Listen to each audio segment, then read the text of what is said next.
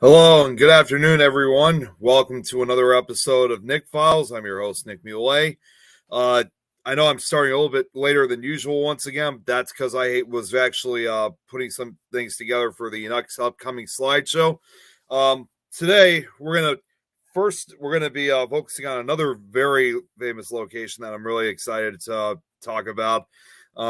It's actually a location that I myself have investigated, as well as many other paranormal groups and investigators have checked out over the last 5 years or so, which is, and I'm sure some, in fact, I'm sure some of you guys who are watching have probably been there yourselves, and that's Wildwood Sanitarium in Salamanca, New York. Now, before we get started with this presentation of this location, I actually have two things I want to bring up. First off, before we get to that slideshow, we're gonna quickly finish up from where we left off last week, which was when we were talking about the Peyton Randolph house. And I was actually going to be showing a video, which is about a 12-minute video of an investigation at this particular location, which actually really for the most part helps me out a lot, because this slideshow that I'm going to be presenting for today, it's relatively short. So I think really for the most part, it's going to last no more than maybe 20 minutes. So showing this investigation video from Peyton Randolph House will help me out a lot and kind of save me the trouble. And I did have a couple videos I was going to show that was involving Wildwood investigations, but I've been having some problems lately with downloading. So I'm not sure what the issue is, but worst comes to worst, I can always, show it for next week. So, but that's what we're going to do. We're going to watch the video of the last slide from last week's slideshow, and then we're going to get right into Wildwood. Now, the other thing I want to bring up, and this too also involves Wildwood Sanitarium. In fact, Lauren Regatha, the owner of Wildwood, wanted me to actually promote this. First off, some of you guys know this already, but Wildwood Sanitarium is part of an upcoming event that's happening this weekend called the Paranormal Giving Tree, which is an event for veterans. We do have a Facebook page of the Giving Tree, so for more information on it, you can just go right to the Paranormal Giving Tree here on Facebook. It was actually one of a number of locations that was supposed to be featured in the Giving Tree, four of them at least. And unfortunately, two of them, one that was in the state of Texas and another in the state of Mississippi, they dropped out, which only left two locations: Wildwood, and also another location that was called Sweet Home Estates 1822, which is in if I'm pronouncing it right, Hume, New York. Not really sure. I might be butchering that town name, but that's just the way how Hume. So let me think here for a sec. But yeah, now originally, I don't know if you guys saw me when I made the announcement. Originally, I was going to feature both of these locations because they were the last two that were going to be featured in the Giving Tree. But for some strange reason, maybe it's just because it's still a relatively new location that's starting to open up for investigations or whatever, I just could not find any type of history or paranormal information regarding Sweet Home Estates 1822. So there's barely even there's rarely barely even a few photographs of this location. So unfortunately, I had to drop out the second location. But still have Wildwood. So one is better than nothing, understandably. So by showing this presentation, it's really as a way to promote for the Paranormal Giving Tree this weekend. But in addition to the Paranormal Giving Tree, there's also another event that's coming up at Wildwood Sanitarium, and actually, it is another Paracon. It's going to be happening on September 23rd. I'm actually going to be promoting this both for the beginning of this show and also right before the end. As a matter of fact, while I show the video in just a moment, I'm actually going to send the link for Lauren so she can check this out for herself. And because right after the video is over, we're going to get right to the slideshow. But the other event that I want to bring up quickly that they're having at Wildwood, it is called There Is Hope Paracon, and this is a banner of it. It will be on September 23rd, which I believe is going to be on a. See, is that I believe that's on a. Yeah, I think that. Yep, I'm right. That's Saturday, September 23rd from 11 to 7 p.m. And as far as I'm really concerned, I mean, as far as I know, is that this is probably, I don't know of any other ones, but this might be really one of the first paracons that's really aimed at, suicide prevention. As you can see right on the bottom, it says proceeds will be donated to a suicide prevention charity. So it's going to be quite an event. I was actually notified. I actually saw Lauren earlier this year when I was at Ohio State Reformatory at Parapsychon, and she gave me a card about this. And she really would love to have. I mean, obviously, I know she really wants me and Tom to come up. So, but unfortunately, as of right now, I really don't know because it's just a 1-day event. It does obviously make it difficult for us to go on such a long trip just to go for a 1-day event. If this was basically just if this was a full weekend, that would be a different story. So, but yeah, like I said, I'll be promoting this also right before I end the show today. So yes, so it's going to be called. So it's There Is Hope Paracon, Saturday, September 23rd, from 11 a.m. to 7 p.m. I do not know. I do not know exactly who these special guest speakers and vendors are. When I send the link to Lauren so she could check this out, she'll probably give more information out for this event.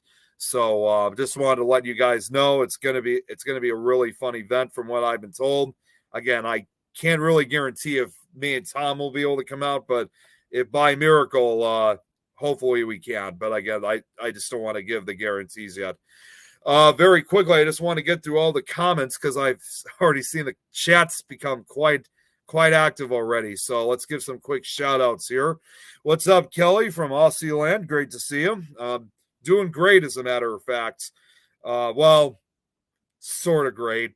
I'm having you guys don't really know this, unfortunately. I'm actually having an ear problem. I got an ear infection, like swimmer's ear of some sort. I already went to a doctor. I know the antibiotic has been called, so I should be able to pick it up later today. But it doesn't really matter. That is, even though it's kind of painful. The good part is, for being on a show like this, I don't have to worry about talking to anybody on camera. So this works perfectly. What's going on, Eric? Hey, what's going on, Scott? Good to see you. Hello, Tom. Of course, Tom's among one of those who's been at Wildwood Sanitarium with me. We were just there last year, as a matter of fact, along with Jeremy and Robin, and of course, we were there with Lauren. Make sure my camera's facing front and back so nothing is missed. Not really sure what you mean by that. My camera is facing. Oh, wait a minute. Okay, you know what? I think I know what she's talking about, actually. When I'm using the that camera harness that I use. Don't forget my flashlight. What's going on, Eddie? Good to see you here. It's been a while since I've seen you, as a matter of fact. Eric, the information was on the banner. I think you probably may have already seen where it's located. This thing's frozen here. What's going on? Damn it. This damn thing is frozen. Oh, shoot. Uh-oh.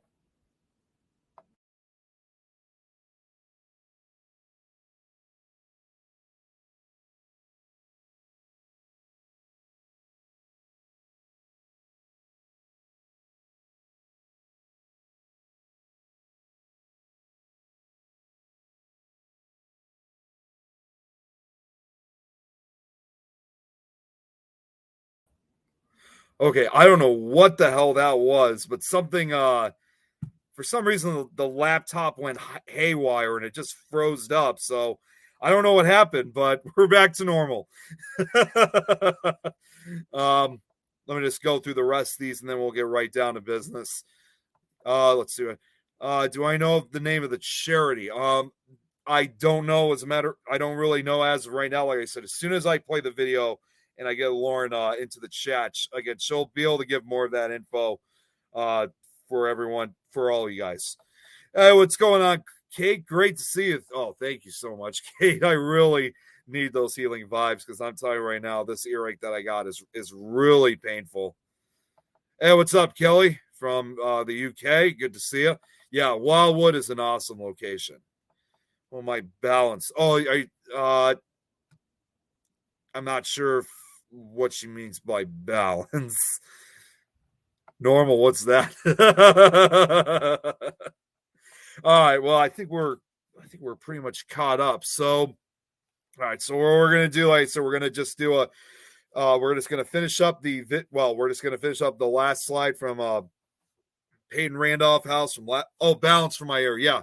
My balance is fine. Like I could hear clearly in my left ear. It's just my right ear that's having problems. But like I said, I'll be getting the antibiotic later tonight. So, anyways, without further ado, let's get to the investigation video of Peyton Randolph, and then, like I said, we will get right down to Wildwood. I'm showing it now because I didn't have enough time to really show it last week. So this will just be about a 10 to 12-minute video. So, and again, this gives me perfect time to send out the link. I also got to send this out to the other network that I'm a part of, which is the It's Haunted Network. So here is the only investigation video that I ever found for the Peyton Randolph house in Williamsburg, Virginia. You knock on the door 3 times.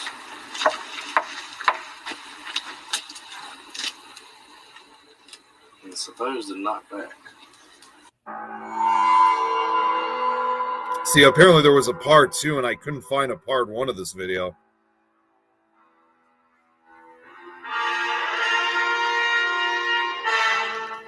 Quite the music.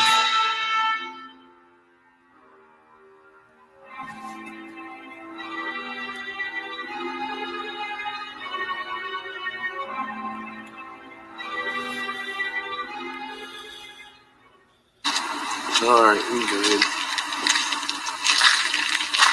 Carrie and Joseph at the Peyton Randolph house. All right, now one of the things that we've heard is that, I know it's dark and it's really hard to see. There are no lights on at the Peyton Randolph house. All right, it's saying that one of the things is that you knock on the door 3 times.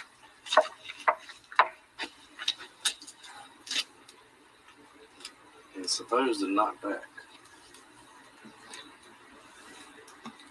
But we've never had it knocked back. No.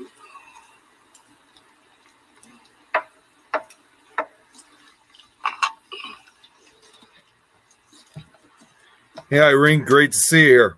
I thought it was like you had to back off to the step. Anybody home?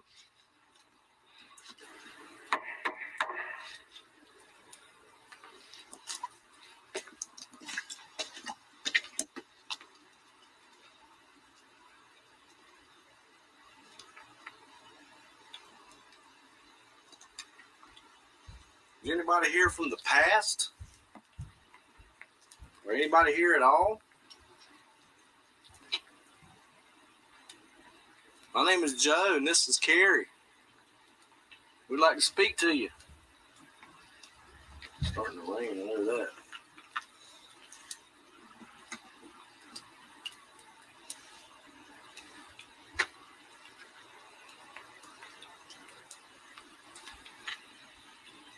Well, supposedly what a security guard got trapped. What you need? The spirit box. Okay. Supposedly a security guard got trapped. The alarm kept going off. And I guess they came and checked it out. And he went down into the cellar and got trapped until the other security guards had to come get him? Yep.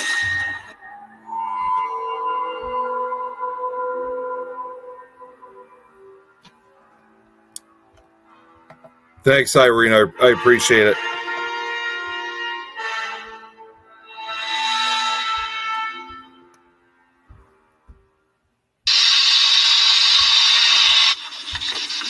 Is there anybody here?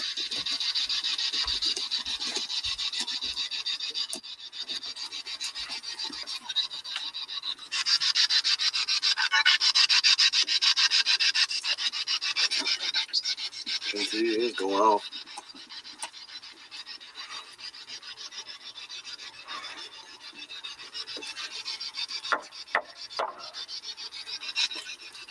Is anybody here? Mr. Randolph? Mrs. Randolph?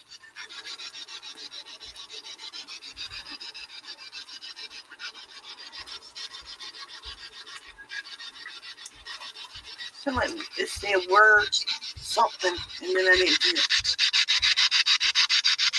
Or a word dead or something. Can you repeat what you just said?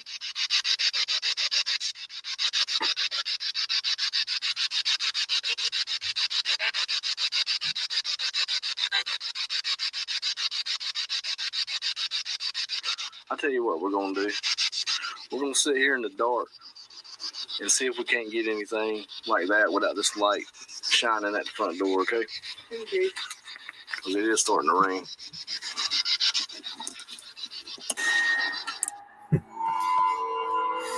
I wonder if he had sore knuckles after being on the door. So, yeah, that will do that.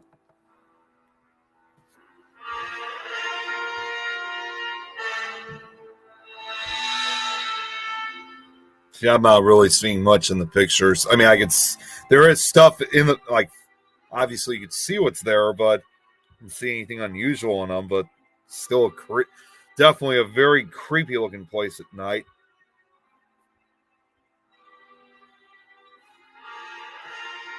Is that already it?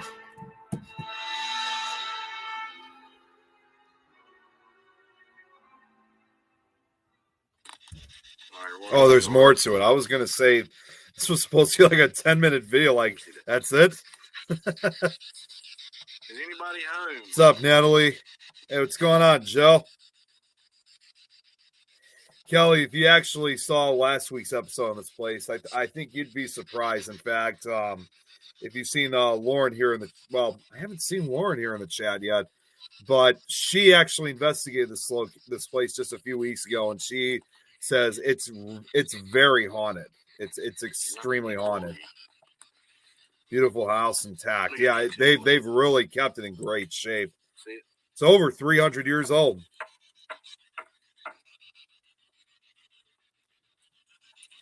It is still a house, but it's also it's part of like the museum area, the Williamsburg, Colonial Williamsburg.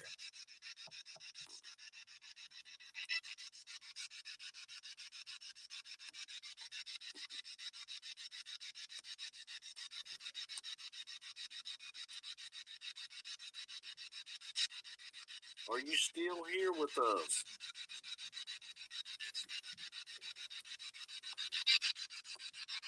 Are there any slaves here? Any slaves?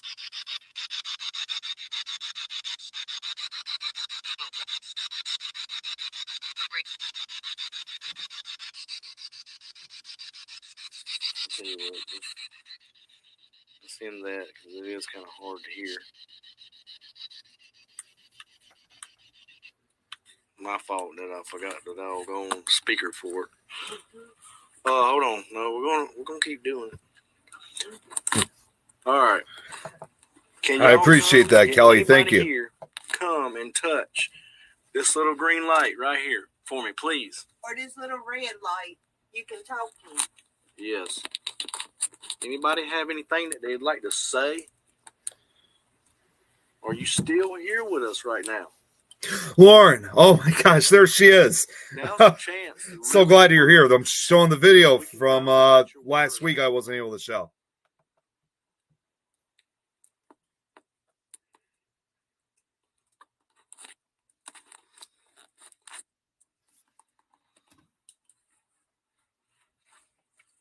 Let's go around the house. What's up, Jeremy? Check it out.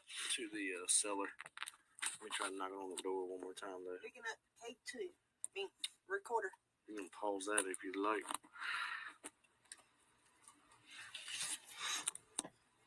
Thank you, Kate. Well, if you stick around, next location with Wildwood Sanitarium, I think you guys you're really gonna like this one. I'm just gonna knock on it like a regular person, not just like 3 times. Yeah, Kelly, I do have a link from last week. I will yeah, you know what? As a matter of fact, if you can, just go on to the Things Network page. You'll be able to find last week's episode there.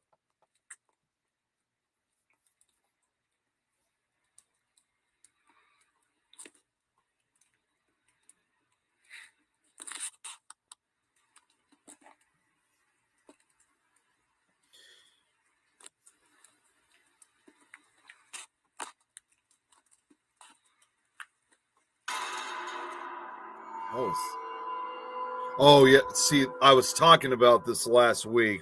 First off, I was about to say, what the hell was that? It's just part of the music, but this was featured in the slideshow last week. So it looks like they got some of the same information that I got.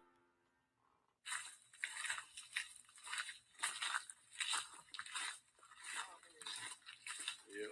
I apologize it being so dark. You hear that? Yeah, I can definitely see it's raining. Either an air conditioner or some kind of electricity. K2 isn't going off. Let's see. Why would a security guard be in the cellar? They got a call Oh, I mean, about something, and he come to check it out, and he got locked in. that's right. But I mean, how would he got in? It's like padlocked. They got a key. Oh, they do? But why would he have went in there and investigated, though? I mean, well, why wouldn't he have went in, like, the front door? I don't know.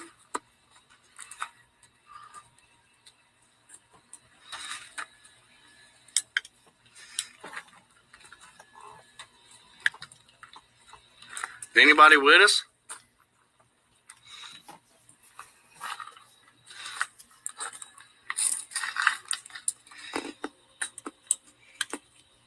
Is it on? Is anybody with us right now at the Peyton Randolph house, around the side by the cellar doors?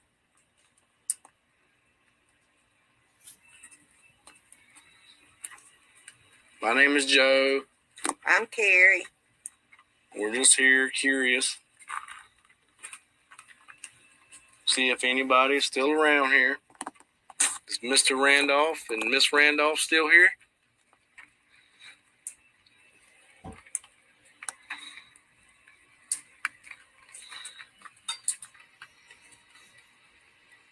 Did you just see 2 bugs? Well, I guess it's bugs.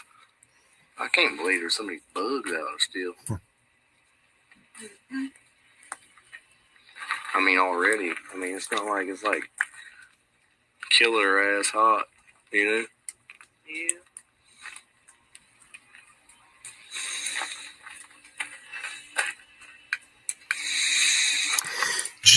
Jeremy, this is what I was. It's this is what it's it was what I talked about from last week. This is the Peyton Randolph house in Williamsburg, Virginia. Okay, I think that's pretty much, yeah, we're right at the end. That was it. So that officially concludes from last week's slideshow. So that is it of the Peyton Randolph house. So now just bear with me for just a quick second here so I can get the next one ready. Now on to the see, Lauren just put it out, Williamsburg, Virginia. So no, it wasn't too much that they really captured, but at least it was a good attempt of investigating the Peyton Randolph house. Like I said, I know Lauren has investigated herself too. As far as I know, this was again the only real video investigation I found on the location. So, hello Annette, good to see you. All right. So, anyways, like I said, just bear with me for a quick sec. Now we're gonna get to the main presentation for today. Like I said, that is Wildwood Sanitarium. So give me 1 second here while I get that set up. I always have to go through this fun routine every single time. All right. So, and also around the same time while I'm doing this, oh, wait a minute. You know what? I just realized I forgot to put the full screen on for this one. And let's see here. Okay. So while I'm putting this together, I got the link ready to send. No, don't worry, Jeremy. I'm still doing it right. I'm just about to do it. I just wanted to, like I said in the beginning, I wanted to do a quick recap because I wasn't able to finish last week's slideshow. So I just wanted to get that out of the way and then get right to this one. And plus, the presentation for Wildwood is not really going to be lasting that long. Like I said, I've went on several different websites to try to gather as much information I could on this place, and the story behind it, and even the paranormal history it's really relatively short. So again, because obviously there's another show right after me on the Pack channel, which is about a half hour from now, it was also a way to kind of fill up the time while I'm on here. So again, while I'm getting this ready, I got the link ready to send to Lauren. So let me just send that to her very quickly. And okay, this link's been sent. So let me get the slideshow ready for you guys. And I think we're all set. So obviously, again, this place is just, it's definitely become one of my favorites, obviously, Wildwood Sanitarium. And it's got quite a story to talk about. I mean, to have up, and Lori actually just saw the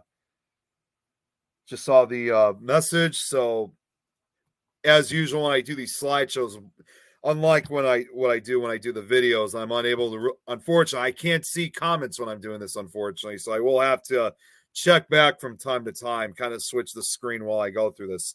So the history of this place, it's definitely got quite an interesting, but also relatively sad history regarding that it was a sanitarium back in the day. But to start off with things, a sign located on the property reads 1909. The sanitarium and bathhouse is now open, and for the treatment of all conditions, except infectious and contagious diseases, we have endeavored to make the conditions inside the house as pleasant as possible, and we'll try to give each patient individual attention. The location was purchased by two doctors who had met at an osteopathic college. County records record that the building was built in 1900, but through renovation discovery, it has been discovered the location used gas lighting and has even recovered square and rectangular nails that date back to the 1800s. Purchased in 1903, it became a sanitarium and bathhouse in 1906. The sanitarium and bathhouse was run by Dr. John Henderson and Dr. Carol W. Perry. The sanitarium operated until 1923, when the location was forced. When the location forced the doctors to open the sanitarium as a tuberculosis hospital clinic to serve the town. Thereafter, the owner operated as an osteopathic hospital clinic. The location was used for holistic natural healing and used modern therapies like UV light, electric battery baths, and bone stretching, to name a few. Throughout the 1920s, it became widely understood that tuberculosis was not a congenital condition, but in fact highly contagious. And you hear this from some of the other haunted sanitariums throughout different parts of the country, obviously most notoriously Waverly Hills Sanitarium down in Louisville, Kentucky, that it really, the spread of tuberculosis was just, it was absolutely beyond anyone's control throughout the 20s and 30s. And it really was very much like that of a death sentence, which is actually among one of the reasons why it was known as the White Plague, to affect a good portion of the United States, if not even beyond the borders throughout North America. So I wouldn't even be the least bit surprised. It probably really spread beyond the U.S. A quarantine experiment, tuberculosis sanitariums became common throughout the United States, and most patients were prescribed fresh, cold air, which was believed to be an effective treatment. Patients' chairs and even their beds were moved outdoors or on sanitarium porches to aid in their treatment. Let me just go back to the comments very quickly. quickly to see what's going on in the chat. It's definitely interesting stuff. Thank Jeremy, thank you for tagging them. I did send the link to Lori, but no, seriously, I appreciate you tagging them. Of how some of these American historical houses have a little castle bit. Is it a Nottingham shape? I'm not really sure if it is. It's really hard to say exactly what type of revival structure. See, at first glance, I thought it was supposed to be like Gothic revival, but upon looking at it, it doesn't really have. It has some of that feature, but it doesn't have much of that Gothic revival look. At least, in my opinion, it looks. But I could be wrong. Kelly, to answer your question, did they vaccinate them? No, they didn't, because there was no vaccine or cure back in the 1920s and 30s. It really wasn't until the late 40s, if not the 50s, was when the cure for tuberculosis finally was available. So they didn't have vaccinate. There was no way to prevent it back in those days. It's definitely a beautiful location, and it still is today. Though typical of such locations like this, there are some areas where it does need to has to go through some renovations. So it has fallen into shape in some parts. I know recently that the roof had recently been repaired. I think within the last year or two, if I'm correct, Jeremy. But they're still fixing up. They're still fixing up the place. See, or well, could actually pass for a duplex apartment. I could definitely see why. Okay, see, I had a few ancestors pass from TB.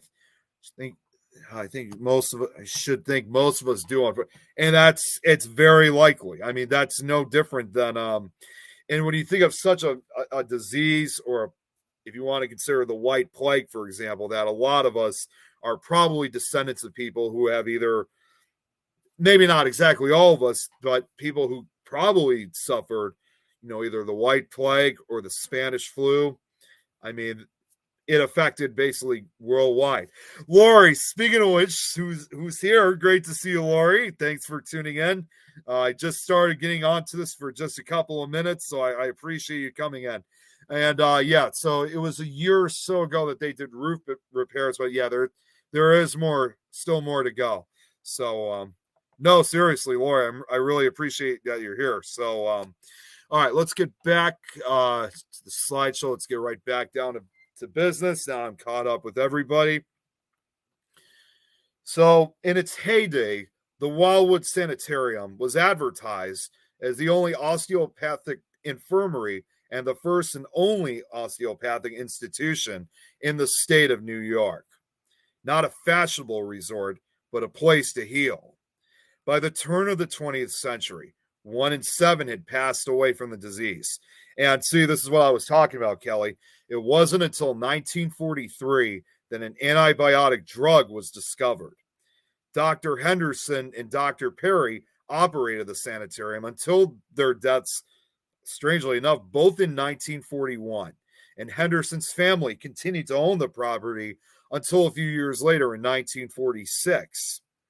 By the 1950s, tuberculosis was no longer considered a major public health threat, and most sanitariums were either demolished or converted to hospitals. Oh, I forgot to put a fade in on that one. So as far as Wildwood Sanitarium today, and this is what I was saying before, I mean, the story of the history of this place is relatively small. And like I said, trust me, I really went through a lot of different websites to try to add really as much as I could. I was finding a lot of the same information. So again, it was the best I could do. So, but this is not fully yet, because understandably, we're going to get right down to the paranormal side of Wildwood. Of course, obviously, I don't even have to say it. Lori, who's in the chat, is the owner of the Wildwood Sanitarium and has owned the location for about 5 years. She didn't know it even existed before she was referred to it by a man at a gas station. She visited the location and loved it so much, she purchased it. Currently, the site hosts investigations for paranormal teams for the restoration of the house. You know what? I gotta go back to the chat very quickly just to see if Lori's saying anything. Okay, not much. Oh, really? Okay, so here's something interesting. All right, so Jeremy just brought this up. One of those doctors is buried less than a mile away. Okay, now that I didn't see that on any of the websites, so I appreciate you bringing that up to me, Jeremy. Thank you. God, more people have died from the new vax. I know, you know what?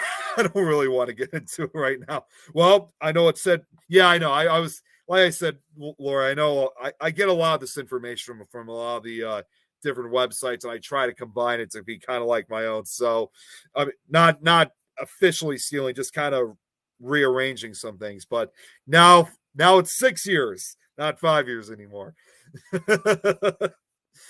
Okay, so let's see here. Now, Kate here says, isn't that when penicillin became the game changer in the late 50s?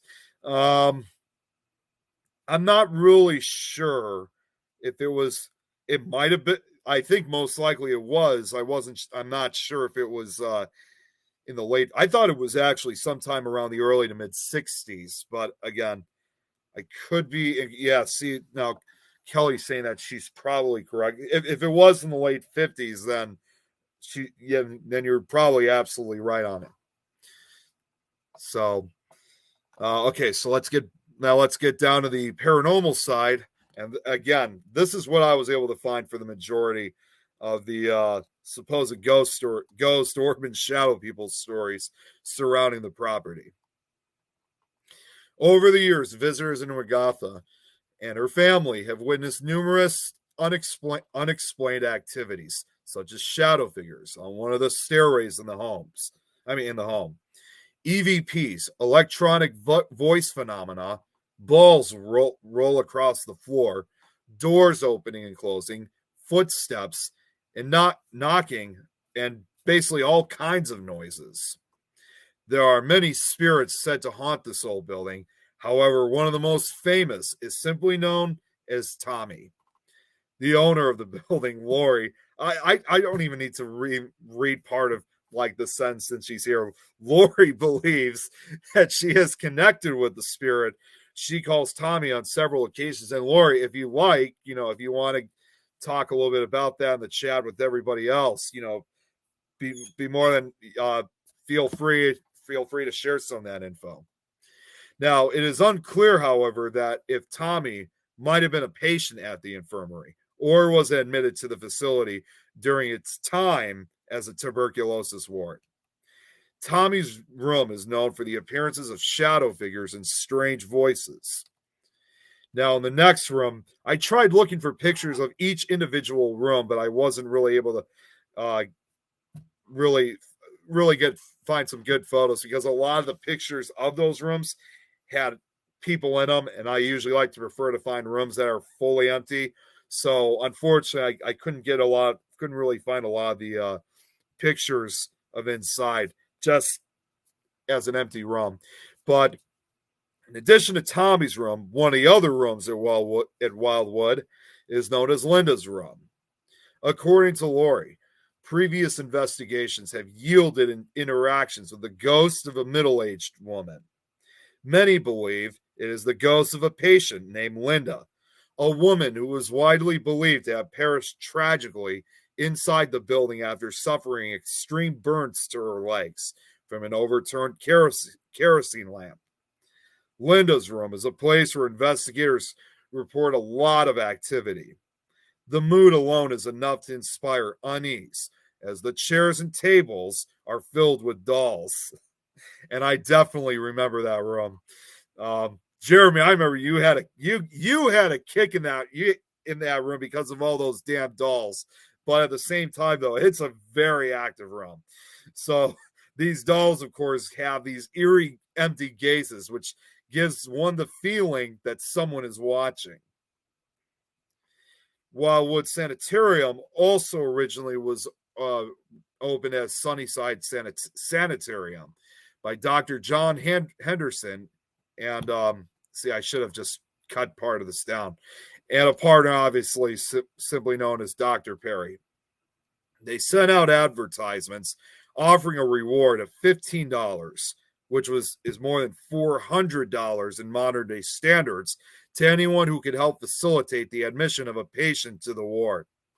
Their ad said that no illness was too extreme for their expert care, and it even promised that they would positively guarantee a perfect and absolute cure. And I know, when you think of when they say those kind of things, especially back in the 1920s and 30s, even though there was no cure or vaccine or really a lot of treatment to really treat tuberculosis at that time, understandably, it's none of these doctors' fault that they were unable to really save a lot of these patients from the disease. I mean, I don't think in any way, shape, or form that a lot of these doctors and of that era should be blamed that a lot of patients died as a result, even though they made that promise that there would be a cure at a much sooner time, simply because they did all they could. They were, when they say those messages, yeah, a lot of people are going to go through with that. But at the same time, though, they always have to be given that reminder that there's not always that guarantee, of course, that survival will be an option for the infected. Now, this bounty-like positioning has led modern-day investigators to ask if the doctor's intentions were true to their word. Strangely enough, as already mentioned, both doctors died in the year 1946, despite the fact that Dr. Perry was several decades younger than Dr. Henderson. And that's the other thing too. Unless Jeremy, Lori, unless you guys have any information on the death records, I was unable to find exactly what both of them passed away from.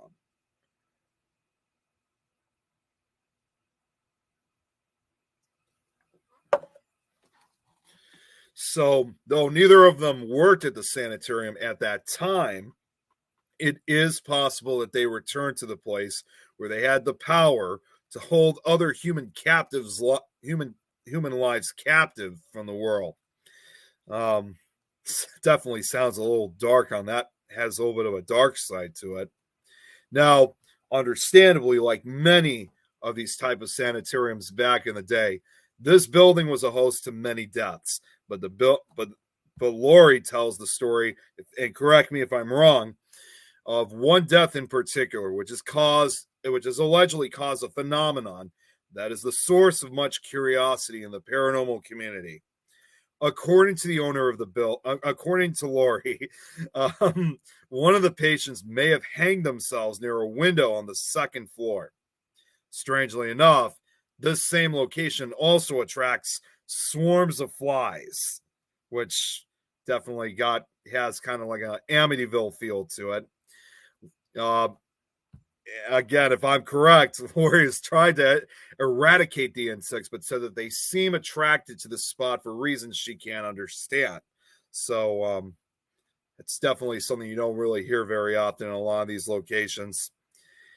Of course, again, typical of such locations, there are countless reports of light and shadow play moving through the rooms and halls of this building. Many have also reportedly witnessed floating orbs of light, a phenomenon that in the paranormal community, of course, is considered to be a sign of an entity or even possibly an extraterrestrial presence. Excuse me. The sheer volume of people who have witnessed these sorts of events is enough to pique the interest of the Paranormal Dares team. And finally, I think we're right at the end of it. So, visits to Wildwood have inspired a number of chilling reports of a dark entity who lingers there. Many report a feeling of dread or claim to feel that they have experienced a cold, aggressive grip on their shoulders. Some have even reported a scratching sensation on their chests. Some who have visited the building claim that this entity has trapped some of the innocent spirits who passed on within the walls of the building. And And again, see, this is what I was talking about. This was a relatively short presentation. Again, originally I was going to have a few of the investigation videos follow, but again, I just didn't have enough time to really download some of them and really put them in. So worst case scenario, we could always just do kind of like a video review next week. But also, strangely, when I downloaded some of the videos, which, by the way, every time when I show these videos, I always do send that message that I definitely don't own them. The rights go to their respective owners, unless it's my own videos. But I just wasn't able to get, for some reason, I wasn't able to get sound through some of these videos. So I'm going to have to figure out what was going on with that. So, but very quickly, because we only got a few minutes left before I do have to end this, see what everybody here is saying. Oh, wow. There's a lot that just showed up here. Okay, so, all right. So what we got here, penicillin came, penicillin came from around the late 20s, early 30s. His mom's father was one of the very first people to test it out when it was first coming out due to a condition he had, and it ended up saving his life. The irony of it is I am myself allergic to it. That's quite ironic. Okay, now Kate here says, I looked quickly. It was 1945. It was widely used, but saying that as it's an antibiotic, it's not going to help much with TB as it's a viral infection. And again, it was highly contagious back in those days. So it was quite a deadly disease during the White Plague. Since we're not really since we're at the end of the slideshow, I'm just going to go right back to the full screen. Like I said, I'll add further additions for next week. Now, let's see here. Now, Kelly here says 1928 discovered by Alexander Fleming. Mass produced in 1942. I am not surprised, Jeremy, that you are at peace in that doll room. That room to me should have been your official bedroom. Oh, wow. Kelly here brought something. Okay, so discovered in September 1928, Alexander Fleming. It was first used as a cure when George Payne treated eye infections with it in 1930. A method for mass production was devised by Howard Florey and Ernest Chain in 1940, and it was first mass produced in 1942, with half of that total supply used for one patient being treated for streptococcal septicemia, if I'm saying that correct. I might be butchering part of that name. Difference is the choice. Okay, interesting. Hey, what's going on, Sam? Great to see you. Oh, thanks, Sam. Really appreciate it as always. Just hike down awesome quartz vein. Wow. Oh, okay. So Lawrence got this. Okay, so the two doctors. Oh, so they actually passed away in 1941. I thought it was, again, from what I found, they said it was 46. Okay, so if it's 41, I'll definitely have to change that up. I'll definitely have to change that later. Oh wow, Sam, that was quick. All right, take care, Sam. You have a good one. Okay, what test did you get to see you had allergies to it? Not really. Let's see. I don't know if you're trying to ask me like I'm going through as far as allergies, or if people back then were. I'm a little bit confused on that question. Jeremy, next time I see that, it's not too hot, stay in that room. You should be sleeping in that room.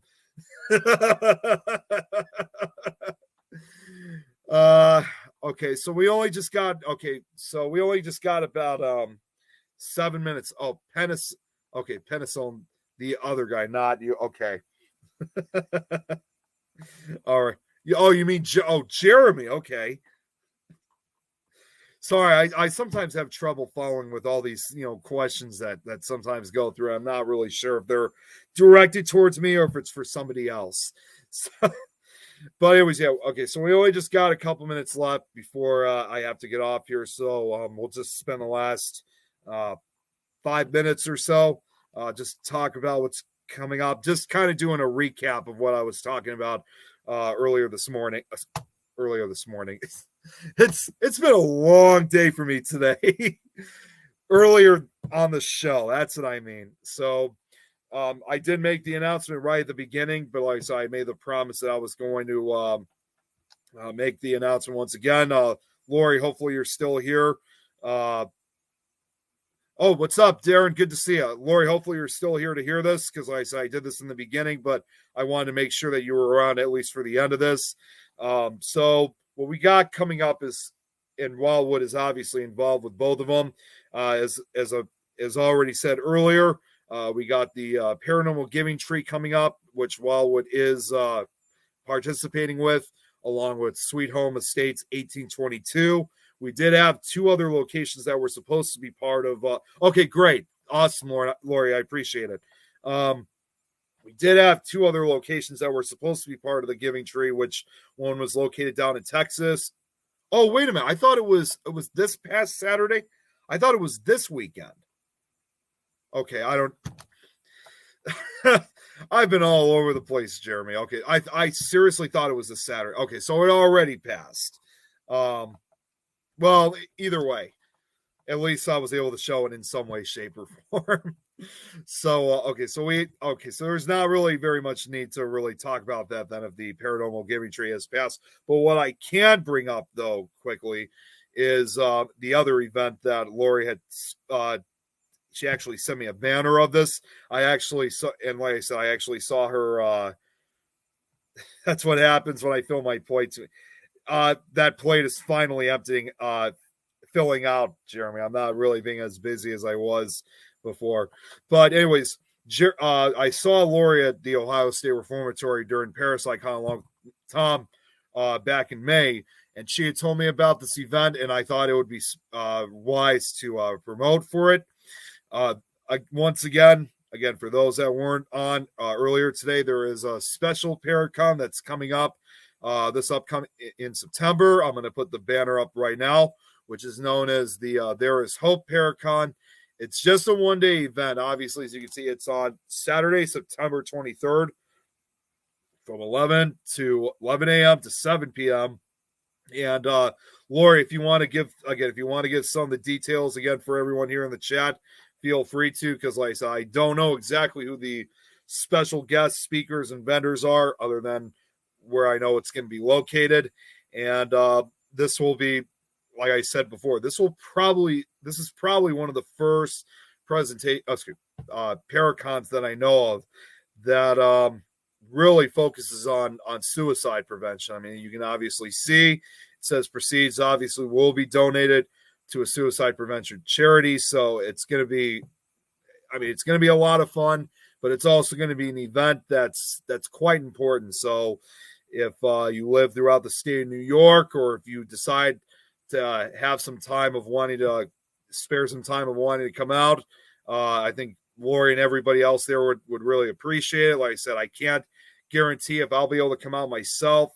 It will really just take it would take quite a miracle for us to really come back out there, because it would be quite a long drive from Chicago to Salamanca. And yes, okay, so Lori just brought up that it's easier to get on go on their Facebook pages for additional information on this location. So, but yeah, that's what's going to be coming up. Like I said, it's called There Is Hope Paracon, Saturday, September 23rd from 11 to 7.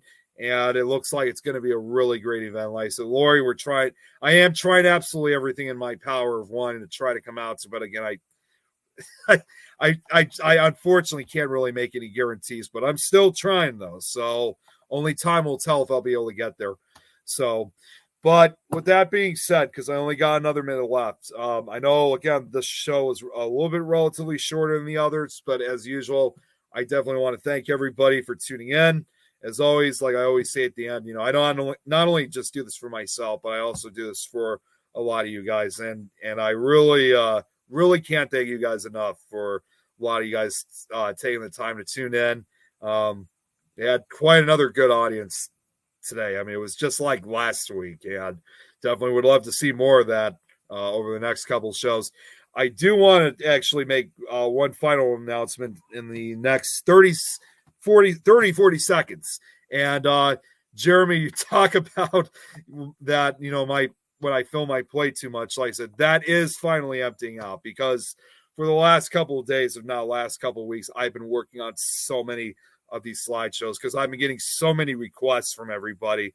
But the good part is, even though I still have a lot more I got to work on, I'm finally taking a break from doing this. I actually made a list of what I got left. And from what I can tell you guys right now, there's probably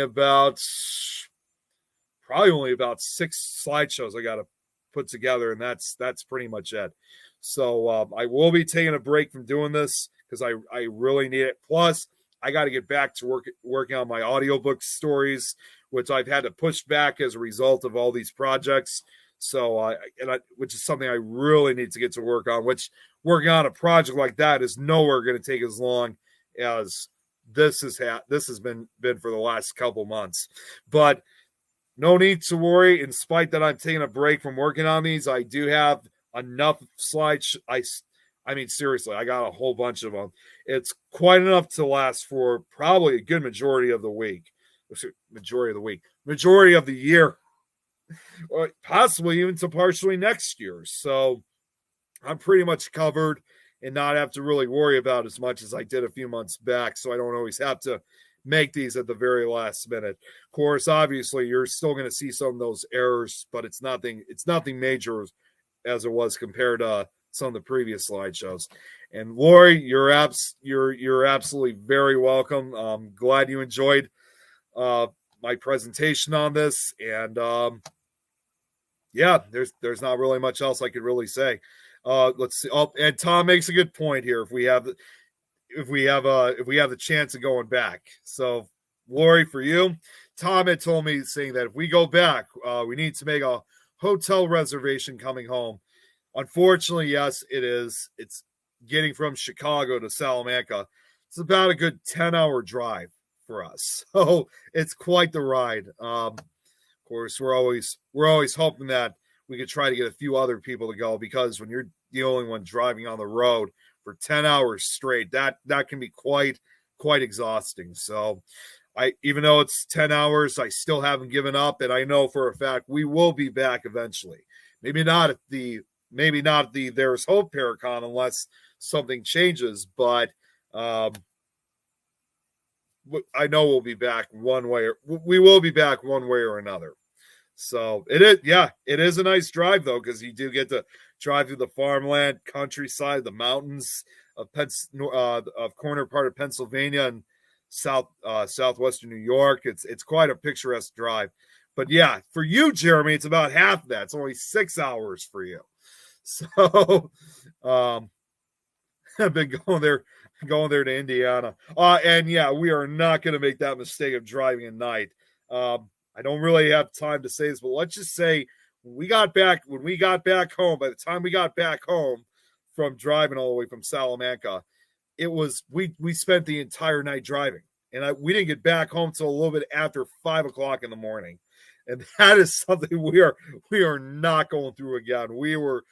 I can't even tell you how totally exhausted we were when we finally got home. So we're definitely not doing that again. You're very welcome, Natalie. Thanks for tuning in. So anyways, I got to get off here because I know one of the other shows on PAC channel has already started. Thank you guys all so much. And also, Lori, one final thing is that this will not be the only time that I'll be featuring Wildwood. I mean, I've often said that some of these slideshows will be repeated again, if necessary for a certain reason. So next time I feature this location, I'll definitely let you know. Of course, if you enjoyed the show, always feel free to come back and tune in if you like. But thank you guys all so much. I'll see some of you guys tomorrow afternoon to the Graven Back and Supernatural Talk, as well as Friday on the Frighteners. But as I always say, if you guys want to wait till next episode of Nick Files, I will see you guys I'll see you guys next week. You guys all have a great night. Take care.